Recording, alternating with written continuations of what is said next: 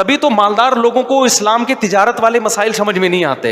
کہتے ہیں یار یہ اسلام نے پابند, ہم کھلے عام. ابھی دیکھو نا امیزون پہ ایک پاگل آدمی نے میرے خلاف ویڈیو بنا دی.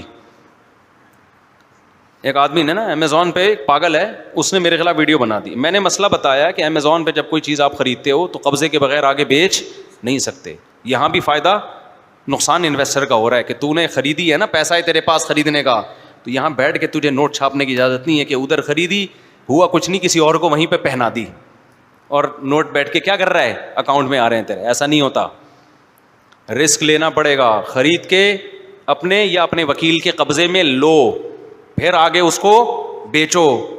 اب ایک فٹیک میں پڑ گئے نا انویسٹر جو امیزون پہ نوٹ چھاپ رہا ہے بیٹھ کے, وہ ایک ٹینشن میں آ گیا کہ نہیں آ گیا. غریب تو اس فتوے سے بڑا خوش ہوگا, یار یہ میرا دوست جو ہے نا بٹن دبا دبا کے جو اتنے پیسے کما رہا تھا, مفتی صاحب نے اس کو ڈال دیا ٹینشن میں کہ یہ بٹن دبانے سے پیسے نہیں آئیں گے. فورسٹ ٹریڈنگ میں کیا ہو رہا ہے, گولڈ کی سیل پرچیزنگ, اس میں بھی فتویٰ ہے کہ بھائی گولڈ جب تک آپ کے قبضے میں نہیں آئے گا یا آپ کے وکیل کے قبضے میں نہیں آئے گا اس وقت تک آگے نہیں بیچ سکتے. کرنسی کی ٹریڈنگ بھی ایسا ہی ہے, دونوں طرف سے قبضہ ضروری ہے, آپ کے اکاؤنٹ میں اور اس کے اکاؤنٹ میں, یا آپ کا وکیل قبضہ کرے تو اس میں بھی ایسا نہیں ہو سکتا کہ یہ بے صرف کہلاتی ہے نا, تو دونوں طرف سے قبضہ ضروری ہے. اب اکثر کروڑ پتی لوگ یار یہ کیا ٹینشن ہے یار, پھر ہم اس کو طریقہ بتاتے ہیں کہ بیچو نہیں, بیچنے کا وعدہ کر لو. کہتے ہیں اچھا وعدہ کرنے کے بعد کیا ہوگا؟ بھائی وعدہ کرنے کے بعد یہ ہوگا کہ آپ کہنا کہ میں تمہیں دلا دوں گا. حضرت وہ اگر عین وقت پہ نہ لے تو نہ لے تو نہ لے, وعدہ تو وعدہ ہوتا ہے, کوئی بے مکمل تھوڑی ہوئی ہے. ایگریمنٹ جو خرید و فروخت کا تھا جس سے ملکیں ٹرانسفر ہوتی وہ تھوڑی ہوا ہے.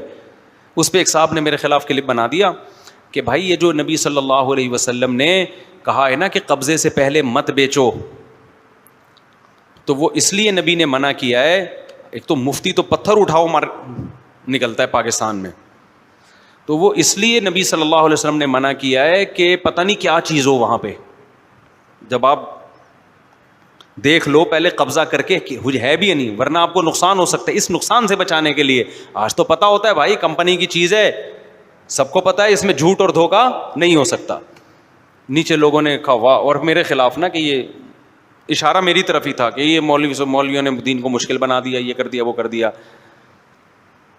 تو وہ یہ پاکستان میں جو جس فیلڈ کا نہیں ہے اس کو ٹانگ اڑانی ہے لازمی. نیچے لوگوں نے کمنٹس لکھے ہوئے زبردست, ویل ڈن.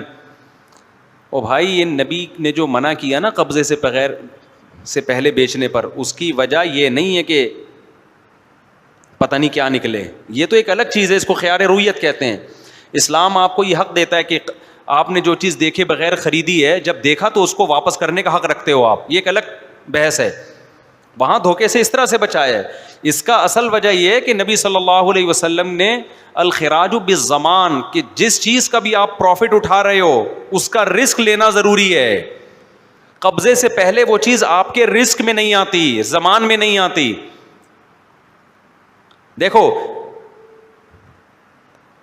گندم جو ہے نا, گندم کی ایک بوری ہے, میں نے اس میں سے 1 کلو خرید لیا آپ سے کہ یہ اس بوری میں سے 1 کلو گندم کس کی ہے؟ میری. ابھی میں نے اس کو نکالا نہیں الگ, وہ اسی کے اندر مکس ہے. آگے میں نے کسی اور کو پہنا دی کہ 10 کلو یہ میں نے لی تھی 100 روپے کی, 1 کلو میں نے 100 روپے کی لی گندم.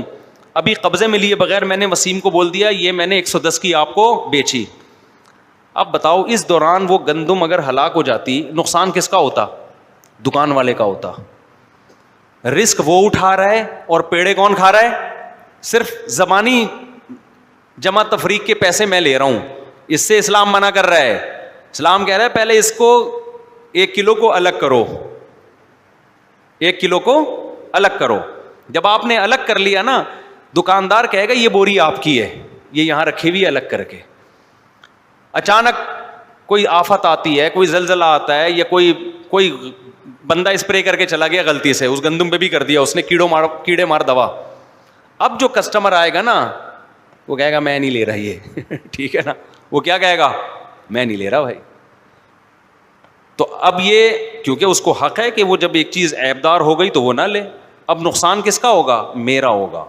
دکاندار کہے گا میں نے حضرت آپ کو بیچ دی تھی, یہاں رکھ دی تھی, اب یہ جو بھی ہوا ہے میری غلطی سے تھوڑی ہوا ہے, آگ لگ گئی دکان میں, خدا نہ اس کی غلطی سے نہ لگی ہو, دکاندار نے جان کر کچھ کیا ہو تو ایک الگ بات ہے, یا کوئی بھی اس میں مسئلہ ہو گیا, چوری ہو گئی, ڈاکو آیا اور وہ بوری اٹھا کے لے گیا, اب اس میں تو دکاندار کا قصور نہیں ہے نا. تو اسلام کہتا ہے نقصان کس کا ہے؟ جس نے یہ خرید کے اس پہ 10 روپے پروفٹ کما رہا تھا, یہ نقصان اس کا ہے. تو رسک لینا پڑے گا, پھر پروفٹ کماؤ گے. رسک اس کا ہے, آپ صرف یہاں سے وہاں پہنانے کے پیسے لے رہے ہو, یہ پیسے اسلام آپ کے لیے لیگل قرار. یہ گورا تو کرے گا کیونکہ گوروں کے تو مزے ہیں اس میں, کروڑ پتی لوگ ارب پتی بن گئے ہیں, خدا نہیں اس کو راضی, خدا اس پہ راضی نہیں ہوتا, خدا تھوڑی اس پہ راضی ہوتا ہے.